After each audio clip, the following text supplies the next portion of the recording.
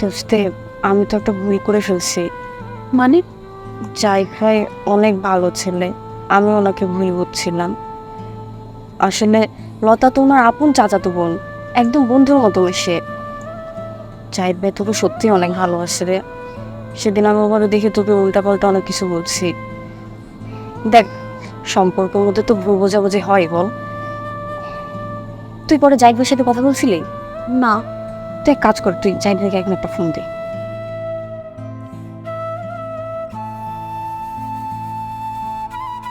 আপনার ডায়ালকৃত নাম্বারে সংযোগ প্রদান করা আপনার ডায়ালকৃত নাম্বারে সংযোগ প্রদান বন্ধ বলতেছে। আচ্ছা, সমস্যা নেই, আমাদের কালকে তো দেখা হবে, তখন না হয় সরি বলবো। সরি রে। দেখ, তুই তো আমার বেস্ট ফ্রেন্ড, আমি সবসময় তোর ভালো চাই।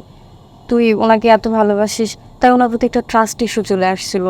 সেই জন্য আমি ওই মেয়েটার সাথে দেখে তোকে যা তা বলছি। আচ্ছা, কোনো সমস্যা নেই, জায়দের সাথে কথা বলে সব ঠিক হয়ে যাবে।